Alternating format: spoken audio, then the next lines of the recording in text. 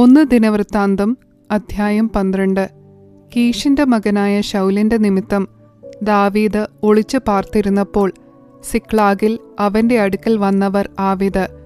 അവർ വീരന്മാരുടെ കൂട്ടത്തിൽ അവന് യുദ്ധത്തിൽ തുണ ചെയ്തു.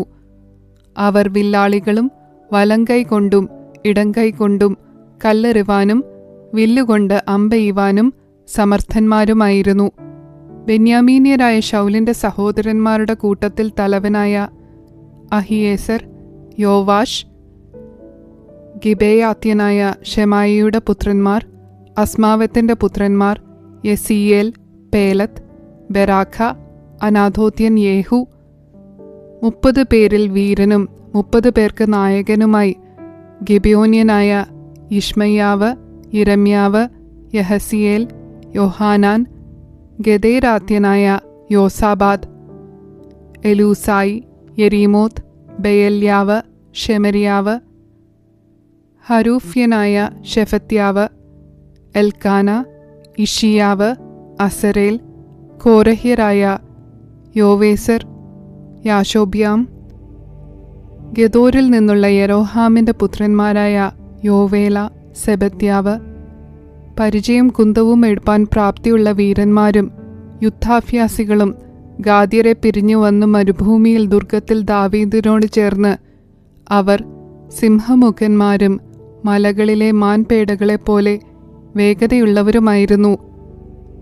അവരാരെന്നാൽ തലവൻ ഏസർ, രണ്ടാമൻ ഒബദ്യാവ്, മൂന്നാമൻ ഏലിയാബ്, നാലാമൻ മിഷ്മന്ന, അഞ്ചാമൻ യിരെമ്യാവ്, ആറാമൻ അത്തായി, ഏഴാമൻ എലിയേൽ, എട്ടാമൻ യോഹാനാൻ, ഒമ്പതാമൻ എൽസാബാദ്, പത്താമൻ യിരെമ്യാവ്, 11-ാമൻ മഖ്ബന്നായി.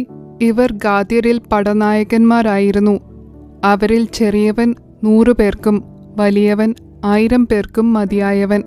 അവർ 1-ാം മാസത്തിൽ യോർദാൻ കവിഞ്ഞൊഴുകുമ്പോൾ അതിനെ കടന്നു താഴ്വര നിവാസികളെയൊക്കെയും കിഴക്കോട്ടും പടിഞ്ഞാറോട്ടും ഓടിച്ചു. ചില ബെന്യാമീന്യരും യഹൂദ്യരും ദുർഗത്തിൽ ദാവീദിന്റെ അടുക്കൽ വന്നു. ദാവീദ് അവരെ എതിരേറ്റ് ചെന്ന് അവരോട്, നിങ്ങൾ എന്നെ സഹായിപ്പാൻ സമാധാനത്തോടെ വന്നിരിക്കുന്നു എങ്കിൽ എൻ്റെ ഹൃദയം നിങ്ങളോട് ചേർന്നിരിക്കും. എൻ്റെ കയ്യിൽ അന്യായമൊന്നുമില്ലാതിരിക്കെ എൻ്റെ ശത്രുക്കൾക്ക് എന്നെ കാണിച്ചു കൊടുപ്പാനെങ്കിലോ നമ്മുടെ പിതാക്കന്മാരുടെ ദൈവം നോക്കി ശിക്ഷിക്കട്ടെ എന്ന് പറഞ്ഞു. അപ്പോൾ 30 പേരിൽ തലവനായ അമാസിയയുടെ മേൽ ആത്മാവ് വന്നു. ദാവീദേ, ഞങ്ങൾ നിനക്കുള്ളവർ, ഇശായ് പുത്ര, നിന്റെ പക്ഷക്കാർ തന്നെ. സമാധാനം, നിനക്ക് സമാധാനം, നിന്റെ തുണയാളികൾക്കും സമാധാനം. നിന്റെ ദൈവമല്ലോ നിന്നെ തുടയ്ക്കുന്നത് എന്ന് അവൻ പറഞ്ഞു. ദാവീദ് അവരെ കൈക്കൊണ്ട് പടക്കൂട്ടത്തിനും തലവന്മാരാക്കി. ദാവീദ് ഫെലിസ്ത്യരോടുകൂടെ ശൗലിന്റെ നേരെ യുദ്ധത്തിന് ചെന്നപ്പോൾ മനശ്ശേയരിൽ ചിലരും അവനോട് ചേർന്നു. അവർ അവർക്ക് തുണ ചെയ്തില്ല താനും. ഫെലിസ്ത്യ പ്രഭുക്കന്മാർ ആലോചിച്ചിട്ട്, അവൻ നമ്മുടെ തലയും കൊണ്ട് തന്റെ യജമാനനായ ശൗലിന്റെ പക്ഷം തിരിയും എന്ന് പറഞ്ഞ് അവനെ അയച്ചു കളഞ്ഞു. അങ്ങനെ അവൻ സിക്ലാഗിൽ ചെന്നപ്പോൾ മനശ്ശേയിൽ നിന്ന് അദ്നാഹ്, യോസാബാദ്, യെദിയയേൽ, മീഖായേൽ, യോസാബാദ്, എലീഹു, സില്ലെഥായ് എന്നീ മനശ്ശേയ സഹസ്രാധിപന്മാർ അവനോട് ചേർന്നു.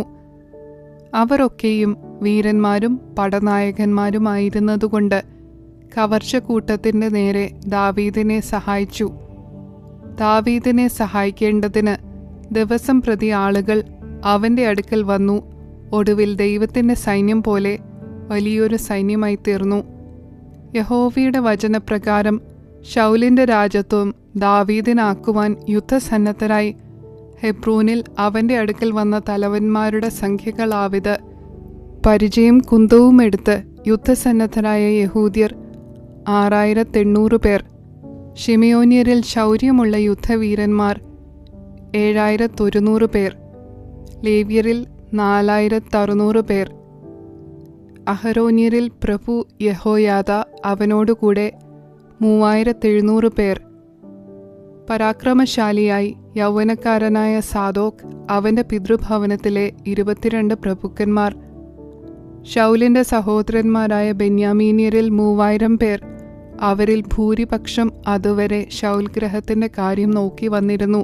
എഫ്രൈമ്യരിൽ പരാക്രമശാലികളായി തങ്ങളുടെ പിതൃഭവനങ്ങളിൽ ശ്രുതിപ്പെട്ടവരായ 20,800 പേർ. മനശ്ശെയുടെ പാതിഗോത്രത്തിൽ 18,000 പേർ. ദാവീദിനെ രാജാവാക്കുവാൻ ചെല്ലേണ്ടതിന് ഇവരെ പേരുപേരായി കുറിച്ചിരുന്നു. ഇസ്സാഖാര്യരിൽ ഇസ്രായേൽ ഇന്നത് ചെയ്യണം എന്നറിവാൻ തക്കവണ്ണം കാലജ്ഞന്മാരായ തലവന്മാർ 200 പേർ. അവരുടെ സഹോദരന്മാരൊക്കെയും അവരുടെ കൽപ്പനയ്ക്ക് വിധേയരായിരുന്നു. സെബൂലൂനിൽ യുദ്ധസന്നദ്ധരായി സകലവിധ യുദ്ധായുധങ്ങളെ ധരിച്ച് നിരനിരയായി ഐകമത്യത്തോടെ യുദ്ധത്തിനു പുറപ്പെട്ടവർ 50,000 പേർ. നഫ്താലിയിൽ നായകന്മാർ 1000 പേർ. അവരോടുകൂടെ പരിചയും കുന്തവും എടുത്തവർ 37,000 പേർ. ദാന്യരിൽ യുദ്ധസന്നദ്ധർ 28,600 പേർ. ആശേരിൽ യുദ്ധസന്നദ്ധരായി പടയ്ക്ക് പുറപ്പെട്ടവർ 40,000 പേർ. യോർദാനക്കരെ രൂബേന്യരിലും ഗാദ്യരിലും മനശ്ശെയുടെ പാതിഗോത്രത്തിലും സകലവിധ യുദ്ധായുധങ്ങളോടുകൂടെ 120,000 പേർ. അണിനിരപ്പാൻ കഴിവുള്ള യോദ്ധാക്കളായ ഇവരെല്ലാവരും ദാവീദിനെ എല്ലാ ഇസ്രായേലിനും രാജാവാക്കേണ്ടതിന് ഏകാഗ്ര മനസ്സോടെ ഹെബ്രോനിലേക്ക് വന്നു. ശേഷമുള്ള ഇസ്രായേലും എല്ലാം ദാവീദിനെ രാജാവാക്കേണ്ടതിന് ഐക്യമത്യപ്പെട്ടിരുന്നു. അവർ അവിടെ ഭക്ഷിച്ചും പാനം ചെയ്തും കൊണ്ട് ദാവീദിനോടുകൂടെ 3 ദിവസം പാർത്തു. അവരുടെ സഹോദരന്മാർ അവർക്ക് വേണ്ടി വട്ടം കൂട്ടിയിരുന്നു. ഇസ്രായേലിൽ സന്തോഷമുണ്ടായിരുന്നതുകൊണ്ട് സമീപവാസികൾ ഇസ്സാഖാർ, സെബൂലൂൻ, നഫ്താലി എന്നിവർ കൂടെ കഴുതപ്പുറത്തും ഒട്ടകപ്പുറത്തും കോവർ കഴുതപ്പുറത്തും കാളപ്പുറത്തും അപ്പം, മാവ്, അത്തിപ്പഴക്കട്ട, ഉണക്കമുന്തിരിപ്പഴം, വീഞ്ഞ്, എണ്ണ എന്നിവയെയും കാളകളെയും വളരെ ആടുകളെയും കൊണ്ടുവന്നു.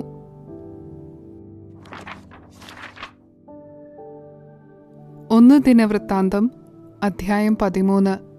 ദാവീദ് സഹസ്രാധിപന്മാരോടും ശതാധിപന്മാരോടും സകല നായകന്മാരോടും ആലോചിച്ച ശേഷം ഇസ്രായേലിന്റെ സർവ്വസഭയോടും പറഞ്ഞത്, നിങ്ങൾക്ക് സമ്മതവും നമ്മുടെ ദൈവമായ യഹോവയ്ക്ക് ഹിതവുമാകുന്നു എങ്കിൽ നാം ഇസ്രായേൽ ദേശത്തെല്ലായിടവുമുള്ള നമ്മുടെ ശേഷം സഹോദരന്മാരും അവരോടുകൂടെ പുൽപ്പുറങ്ങളുള്ള പട്ടണങ്ങളിൽ പാർക്കുന്ന പുരോഹിതന്മാരും ലേവ്യരും നമ്മുടെ അടുക്കൽ വന്നുകൂടേണ്ടതിന് എല്ലായിടവും ആളയക്കുക.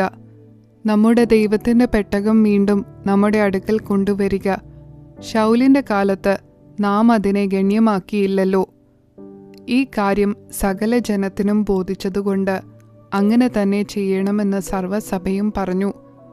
ഇങ്ങനെ ദാവീദ് ദൈവത്തിൻ്റെ പെട്ടകം കിര്യത്ത് യെയാരീമിൽ നിന്ന് കൊണ്ടുവരേണ്ടതിന് മിസ്രയീമിലെ ഷീഹോർ തുടങ്ങി ഹമാത്ത് പ്രദേശം വരെയുള്ള എല്ലാ ഇസ്രായേലിനെയും കൂട്ടിവരുത്തി. കെരൂബുകളുടെ മധ്യ അധിവസിക്കുന്ന യഹോവയായ ദൈവത്തിൻ്റെ തിരുനാമം വിളിക്കപ്പെടുന്ന പെട്ടകം കൊണ്ടുവരേണ്ടതിന് ദാവീദും ഇസ്രായേലൊക്കെയും യഹൂദിയോട് ചേർന്ന് കിര്യത്ത് യെയാരീം എന്ന ബയലയിൽ ചെന്നു. അവർ ദൈവത്തിൻ്റെ പെട്ടകം അബീനാദാബിൻ്റെ വീട്ടിൽ നിന്നെടുത്ത് ഒരു പുതിയ വണ്ടിയിൽ കയറ്റി ഉസ്സയും അഹ്യോവും വണ്ടി തെളിച്ചു. ദാവീദും എല്ലാ ഇസ്രായേലും ദൈവത്തിൻ്റെ സന്നിധിയിൽ പൂർണ്ണ ശക്തിയോടെ പാട്ടുപാടിയും കിന്നരം, വീണ, തപ്പ്, കൈത്താളം, കാഹളം എന്നീ വാദ്യങ്ങൾ ഘോഷിച്ചും കൊണ്ട് നൃത്തം ചെയ്തു. അവർ കീദോൻ കളത്തിന് സമീപമെത്തിയപ്പോൾ കാള വിരളുക കൊണ്ട് ഉസ്സ പെട്ടകം പിടിപ്പാൻ കൈനീട്ടി. അപ്പോൾ യഹോവയുടെ കോപം ഉസ്സയുടെ നേരെ ജ്വലിച്ചു. അവൻ തൻ്റെ കൈ പെട്ടകത്തിങ്കിലേക്ക് നീട്ടിയതുകൊണ്ട് അവനെ ബാധിച്ചു. അവൻ അവിടെ ദൈവസന്നിധിയിൽ മരിച്ചുപോയി. യഹോവ ഉസ്സയെ ഛേദിച്ച ഛേദം നിമിത്തം ദാവീദിന് വ്യസനമായി. അവൻ ആ സ്ഥലത്തിന് പേരസ് ഉസ്സ എന്ന് പേർ വിളിച്ചു. ഇത് ഇന്ന് വരെയും പറഞ്ഞു വരുന്നു. അന്ന് ദാവീദ് ദൈവത്തെ ഭയപ്പെട്ടുപോയി. ഞാൻ ദൈവത്തിൻ്റെ പെട്ടകം എങ്ങനെ എൻ്റെ അടുക്കൽ കൊണ്ടുവരേണ്ടു എന്ന് പറഞ്ഞു. അങ്ങനെ ദാവീദ് പെട്ടകം തൻ്റെ അടുക്കൽ ദാവീദിൻ്റെ നഗരത്തിൽ കൊണ്ടുവരാതെ ഗിത്യനായ ഓബേദ് ഏദോമിൻ്റെ വീട്ടിലേക്ക് മാറ്റി കൊണ്ടുപോയി. ദൈവത്തിൻ്റെ പെട്ടകം ഓബേദേദോമിൻ്റെ കുടുംബത്തോടുകൂടെ 3 മാസം അവൻ്റെ വീട്ടിലിരുന്നു. യഹോവ ഓബേദേദോമിൻ്റെ കുടുംബത്തെയും അവനുള്ള സകലത്തെയും അനുഗ്രഹിച്ചു. 1 ദിനവൃത്താന്തം അധ്യായം 14. സോർ രാജാവായ ഹീരാം ദാവീദിന്റെ അടുക്കൽ ദൂതന്മാരെയും അവന് ഒരു അരമന പണിയേണ്ടതിന് ദേവദാരുക്കളെയും കൽപ്പണിക്കാരെയും ആശാരിമാരെയും അയച്ചു. യഹോവയുടെ ജനമായ ഇസ്രായേൽ നിമിത്തം തൻ്റെ രാജത്വം ഉന്നതി പ്രാപിച്ചതിനാൽ തന്നെ യഹോവ ഇസ്രായേലിന് രാജാവായി സ്ഥിരപ്പെടുത്തി എന്ന് ദാവീദിന് മനസ്സിലായി. ദാവീദ് യെരുശലേമിൽ വെച്ച് വേറെയും ഭാര്യമാരെ പരിഗ്രഹിച്ചു. വളരെ പുത്രന്മാരെയും പുത്രിമാരെയും ജനിപ്പിച്ചു. യെരുശലേമിൽ വെച്ച് അവന് ജനിച്ച മക്കളുടെ പേരുകളാവിത്: ശമൂവ, ശോബാബ്, നാഥാൻ, ശലോമോൻ, യിബ്ഹാർ, എലീശുവ, എൽപേലെത്ത്, നോഗഹ്, നേഫഗ്, യാഫിയ, എലീഷാമ, ബെല്യാദ, എലീഫേലെത്ത്. ദാവീദ് എല്ലാ ഇസ്രായേലിനും രാജാവായി അഭിഷേകം കഴിഞ്ഞു എന്ന് ഫെലിസ്ത്യർ കേട്ടപ്പോൾ ഫെലിസ്ത്യർ ഒക്കെയും ദാവീദിനെ പിടിപ്പാൻ ചെന്നു. ദാവീദ് അത് കേട്ട് അവരുടെ മുൻപിൽ നിന്നൊഴിഞ്ഞുപോയി.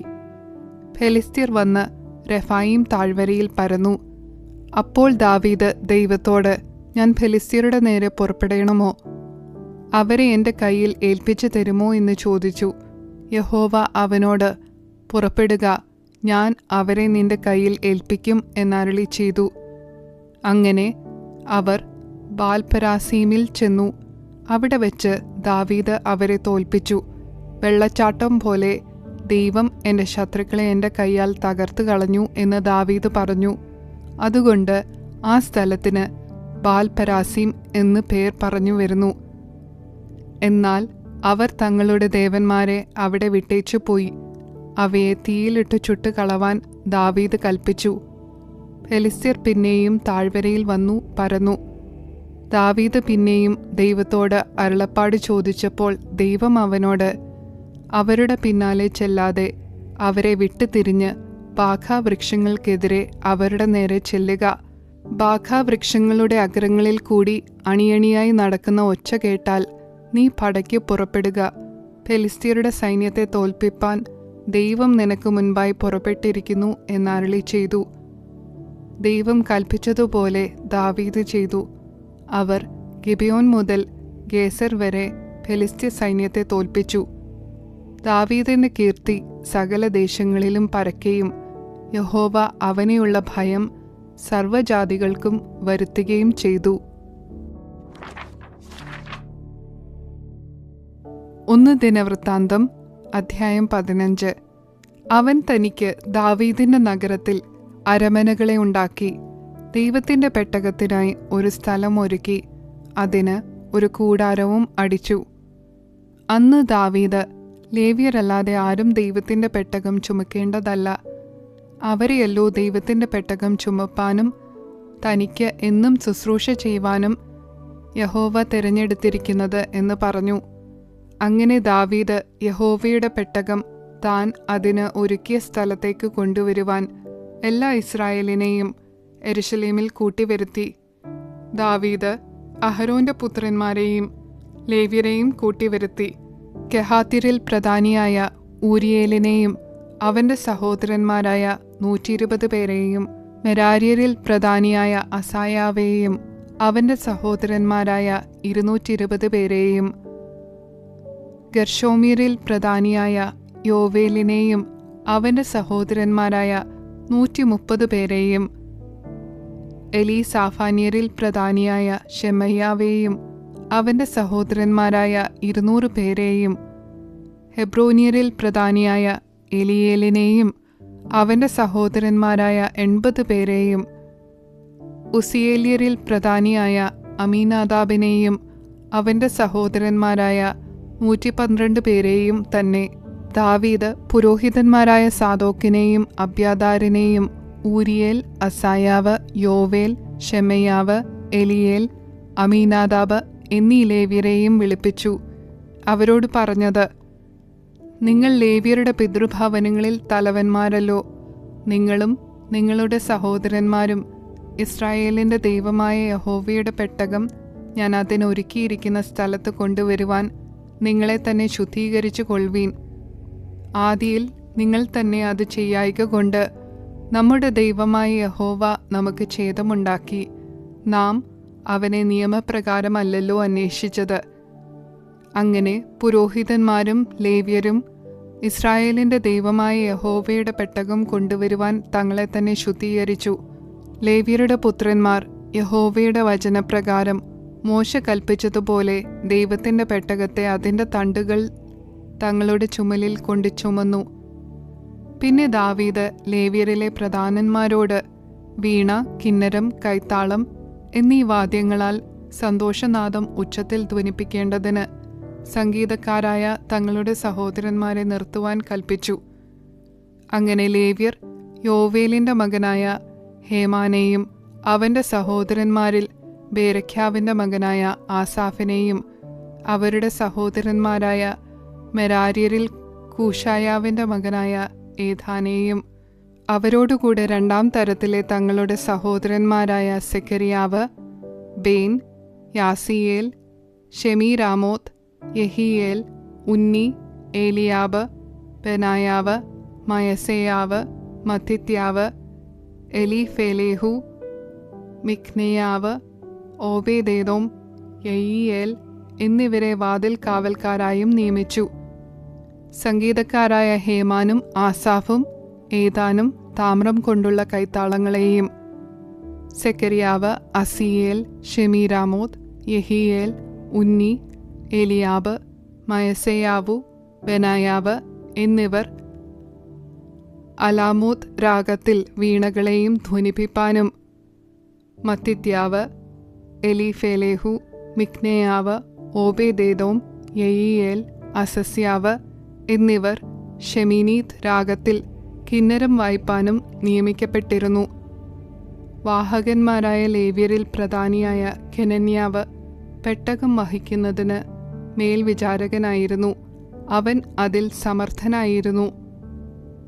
ബേരഖ്യാവും എൽക്കാനയും പെട്ടകത്തിന് വാതിൽ കാവൽക്കാരായിരുന്നു.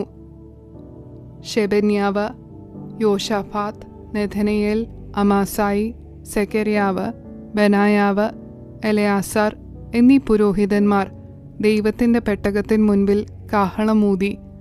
ഓബേദേദോമും യഹിയാവും പെട്ടകത്തിന് വാതിൽ കാവൽക്കാരായിരുന്നു. ഇങ്ങനെ ദാവീദും ഇസ്രായേൽ മൂപ്പന്മാരും സഹസ്രാധിപന്മാരും യഹോവയുടെ നിയമപ്പെട്ടകം ഓബേദേദോമിൻ്റെ വീട്ടിൽ നിന്ന് സന്തോഷത്തോടെ കൊണ്ടുവരുവാൻ പോയി.